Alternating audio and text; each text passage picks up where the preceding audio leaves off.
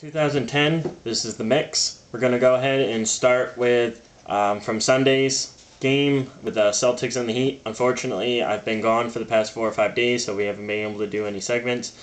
But now that I'm back, going to go ahead and jump right into it and talk about what I was going to talk about this past week, and then we'll jump into the recent events from this week in the second half. So, jump into the Celtics Heat game. Most of you guys know, whoever watched it, Celtics went ahead, they won, they had a great game against the Heat. It was very, very close. Rondo had a great game. He got a triple-double, 11 points, 10 rebounds, 10 assists, so good for him. And at the end of the game, obviously we all know, whoever did watch it, that LeBron James missed a free throw to tie up the game. That was the big part of it. If he didn't miss that first free throw, they would have tied it. Who knows what would have happened, but because they did, with the minimum amount of time left, passing in Pierce passed it to Big Baby. They're trying to kill time. He went ahead and he got fouled. Big Baby made his 2 foul shots and made it a 3-point game. The Heat did try, gave it to Miller to shoot at the like 1.9 seconds left for the 3-pointer, but he missed it. So the Heat lost 85-82, and that was that part. Garnett did 19 points, 7 rebounds. Paul Pierce had a horrible game. He only had 1 basket. He made 1 free throw, and he was like 0 for 10 or something like that. So bad game for him. I didn't know what was going to happen during the game. It looked like the Celtics were a little on the downside when the second half started, but they picked it up in the third quarter. That's what really did them in. Third quarter was great for them. So awesome. Great for the Celtics, again, getting their 3rd win in a row against the Heat this season. They do have a rematch. It's on April 10th. It's very close to the beginning of the playoffs, so we'll see how that game goes. It could determine who's going to be the number 1 or number 2 seed in the east side of the NBA.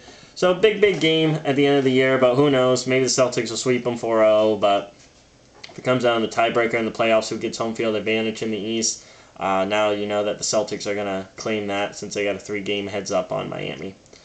What was great was Rondo's guarding LeBron James. I found that very, very interesting. He did a great job. He was a little man. LeBron would have the ball, and he was going about it, trying to shoot it or whatever, and Rondo was like always constantly waving at him or yelling at him or tapping his arms, which would be a foul. But with little guys guarding big guys, referees don't really look at it like that too often. So it works out for Rondo over LeBron. And then when the Heat did go ahead and get a group huddle after that big hit in confrontation between Garnett and Wade, when Garnett blocked one of the Heat players, and then Wade, Garnett kind of threw in his shoulder a little bit. And then Wade went ahead and shoved Garnett to prove a point that they're not going to take that. So good for the Heat. But then they formed with a little huddle, and then Rondo kept poking at him and bugging in and trying to get inside the huddle, and LeBron kept pushing him off. It was very comedian-like. I laughed at it because I never expected anything like that, or I've never seen anything like that. But the Heat should have done something to get Rondo out of the huddle or prove a point that it's not cool to do that, and they never did. So the Heat might want to start getting a little bit more serious about that. But again, good for the Celtics winning the game. But for the Heat, LeBron had 22 points, Bosh had 24, and Wade only had 16. Bosh was the high scorer, so he had an amazing game. He kept making shots, so good for Bosh that he finally had a above-average game and a game above LeBron and Wade for one. So going to the other game with Orlando and the Lakers, Orlando slaughtered the Lakers. It was a very close game at first, and the Lakers did a good job taking the lead and winning in the first half, but Lakers, they only scored 34 points in the second half. They only scored 75 points in the whole game. They lost 89-75. That's their season low. Kobe only had 17 points. Gasol had 11. Bynum had 17 points and 9 rebounds. He was their star player. And Oldham had 15. So Kobe and Gasol didn't come through. Gasol definitely. He didn't score his normal 20 like he does when they win games. So Howard had 31 points. That was amazing. Good job to Dwight Howard. He got serious against the Lakers, against one of those big teams. He had a great game, and the rest of the starters for the Orlando only had 36. So Howard contributed big time. Congratulations, big guy. Good for you. Then the big game was, well, not the big game, but the other interesting game was the Wizards and the Cavaliers. and if the Cavs could get a 2-game winning streak, or if the Wizards could break their road losing streak, being 0-25. And the Wizards broke their record, 115-110. They beat the Cavaliers, so no 2-game win streak for the Cavs, but the Wizards get off their 0-25 losing streak on road games, so good for them. Again, with the NHL, the Bruins, the Red Wings actually defeated the Bruins 4-2 on Sunday, so that's bad. Going back to the Penguins game when there was 364 penalty minutes and all that controversy, Mario Lemieux for the Penguins, he spoke out to the NHL saying they didn't take good enough punishment measures to punish the players for what happened. I believe they did. I mean, we all know we go to the NHL for these fights and this stuff, and maybe got a little out of hand, but who cares? I mean, the NHL is like slowly falling in the ratings. Not so many people watch it, so all this like cool hockey stuff with big huge fights, I think, is entertaining. Keep it up. Maybe it's not very sportsmanlike, but you know, you got to do things sometimes to make the ratings go up, and I think it's great. I think it's great for the sport.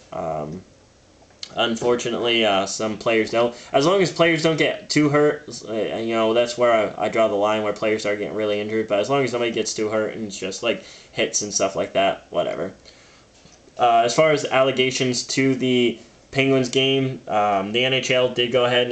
The forwards, Trevor Gillis and Matt Martin, for the Islanders. Trevor got suspended for 9 games, and Matt Martin got suspended for 4. So I think justice is there. And the team got hit with a $100,000 fine. I think that's justice. And then the Penguins forward, Eric Goddard, only got a 10-game suspension for the Penguins. So, you know, the Penguins didn't even get that hard, and yet Mario Lemieux is speaking up and talking. So the NHL is not going to respond to this. I don't believe they will. It's just somebody speaking out, and, you know, it is what it is, and we're just going to leave it at that, and I think the NHL is good enough to straighten it out on its own. So, let's go ahead and go on the NCAA side of things with basketball. Right now, back then, before Kansas lost to Kansas State this week, you had Kansas on number 1 and Texas on number 2, and right now, Texas, I think, is the way better team. I think now they're better than Ohio State, who's number 1. Now over Texas still. Texas is stuck in the number 2 spot. I think it's totally unfair. I went ahead and did an analysis with Kansas and Texas to see who was actually the better team. And I can see why Texas 22-3. They went ahead and lost teams like number 4 Pittsburgh, number 9 Connecticut at the time, and they lost to USC at USC. So, you know, those are great teams, and those are losses acceptable. But you know, Kansas, they didn't lose to anybody significant. Who is it? Yeah, they lost to Texas. That's who it was. Kansas lost to Texas, for crying out loud. So, and then besides that, Kansas hasn't really gone against anybody good. Texas has gone against Illinois, at Michigan State and Missouri and Texas A&M, and Texas beat all those guys. So for Kansas to be the number 1 team at that time was ridiculous. Kansas did have games like Missouri and USC coming up, and we'll see how that goes. But clearly Kansas wasn't the better team because they got beat by Kansas State. They held the number 1 spot for a day, and that was it. Texas should be the number 1 team. They got the better defense. Now that Kansas lost to Kansas State, Ohio's back on top, which makes no sense because Texas hasn't lost anything, and they've come up with big wins. I know they're 22-3, and Ohio's 24-1, but still, come on. Or Ohio's 25-1 now. But come on, seriously, Texas got the best defense in the league. I'm not surprised that they're going to win the whole ordeal this year. But we'll leave it at that. With that, you got the games that happen Tuesday and Wednesday with the Lakers at the Charlotte Bobcats, which the Lakers lost to them, but they always give them trouble, so I wasn't too surprised. But I was very surprised by the Lakers losing to the Cavaliers. Good for the Cavs. Gosh almighty, the Lakers, though, they need to get it together. And I know it was a long road trip, so I'm going to give them a pass on the losses. Long road trip, so it's all right, Lakers. I'm pretty sure they're still going to get it together and be a top elite team to beat in the West this year. And then went ahead and did a little baseball research and did the top 2 teams predicted to be in the World Series, the Phillies and the Red Sox.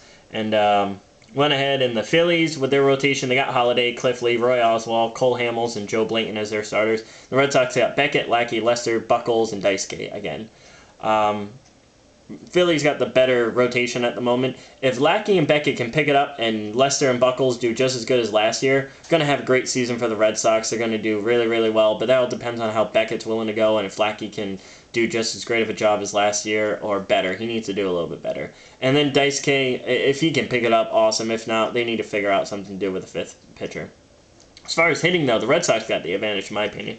The Phillies got Ryan Howard, Chase Utley, Jimmy Rollins, and Carlos Ruiz, which are great players. They hit really well. I watched them last year, so those four guys are the great hitters. The rest of the rotation is okay, but not as good. Those are their best guys.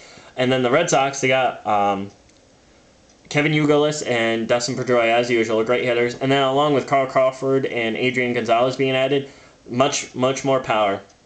Then you got Ellsbury. You don't know what you're going to get with him, though, but if he's good, he's really good when he can hit. Then J.D. Drew, depends on where he's going to take him. He can have his off and on months and years. So hopefully if he has a good month, he'll be great. Then you got Ortiz, which you don't know how much longer Ortiz is going to go, but we'll see. And then you got the down hitters. You got the new catcher, Stala Machia. I can't pronounce it, unfortunately, but we'll see how he does. I'm not going to make any predictions whether he's going to be good or not. It's coming from the Atlanta Braves, but... and then you got Scudero, who's never really been good at hitting, but he's a good shortstop, so we'll leave it at that. But that's going to do it for those few days I mixed. Those are the topics I wanted to brush on briefly. We'll go into the second half, and we'll catch up on everything that's happened since yesterday and today.